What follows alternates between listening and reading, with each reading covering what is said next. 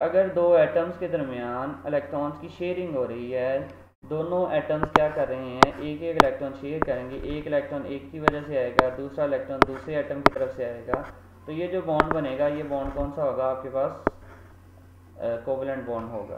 ठीक है।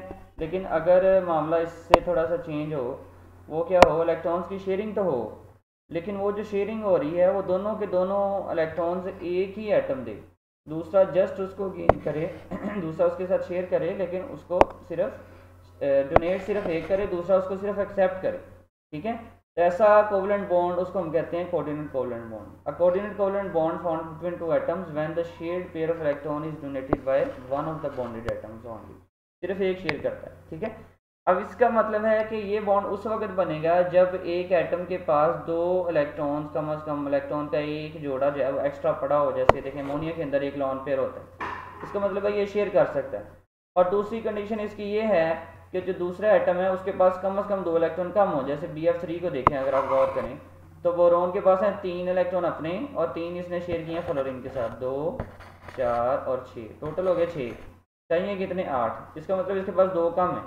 तो नाइट्रोजन क्या करेगा, फिर ये अपना एक इलेक्ट्रॉन पेयर इसके साथ शेयर कर लेगा। जब शेयर कर लेगा तो ये जो कोवलेंट बॉन्ड बनेगा हो, इसमें भी शेयरिंग रही है, लेकिन क्योंकि इसमें दोनों के दोनों इलेक्ट्रॉन एक ही एटम दे रहा है, इसलिए इसको क्या कह रहे हैं, कोऑर्डिनेट कोवलेंट बॉन्ड। इसको याद रखें डेटिव कोवलेंट बॉन्ड भी कहते हैं, DATIV। इसको डेटिव कोवलेंट बॉन्ड भी कहते हैं, इसको कोऑर्डिनेट कोवलेंट बॉन्ड भी कहते हैं। तो ये एक एग्जांपल भी मैंने आपको समझा दी जिसमें अमोनिया जो है इलेक्ट्रॉन डोनेट कर रहे हैं, इसलिए इसको क्या कहेंगे, डोनर। ठीक है जी। और BF3 इसको एक्सेप्ट कर रहा है, इसलिए इसको क्या कहेंगे, एक्सेप्टर। ये जो प्रोडक्ट बन रही है इसको हम एरो के साथ रिप्रेजेंट करते हैं फ्रॉम डोनर टू एक्सेप्टर। इस प्रोडक्ट को कहते हैं एडक्ट। ठीक है, ये आपने याद रखना है। इस प्रोडक्ट को क्या कहते हैं, एडक्ट कहते हैं इसको भी। एक और एग्जांपल देखें अमोनियम आयन की। अमोनियम आयन में भी सेम ऐसा ही केस है कि हाइड्रोजन के पास होता है एक इलेक्ट्रॉन, जब वो लूज कर देगा H पॉजिटिव बन जाएगा। अब इसके पास कोई इलेक्ट्रॉन नहीं है, पहले शेल को पूरा करने के लिए 2 इलेक्ट्रॉन चाहिए होते हैं। अब नाइट्रोजन के पास ये 2 इलेक्ट्रॉन जो हैं वो एक्स्ट्रा होते हैं, लोन पेयर होता है, तो ये इसके साथ शेयर कर लेता है। तो ये देखिए हमने एरो बना के ज़ाहिर किया फ्रॉम डोनर टू एक्सेप्टर। तो ये जो आयन बनेगा ये NH4 पॉजिटिव, क्यों इसके ऊपर आएगा चार्ज आएगा, इसको अमोनियम आयन कहेंगे। इसके अंदर भी कोऑर्डिनेट कोवलेंट बॉन्ड जो है वो होता है। ठीक है। कुछ और एग्जांपल आपके पास है, फॉस्फोनियम आयन, नाइट्रिक एसिड के अंदर भी ऐसा होता है।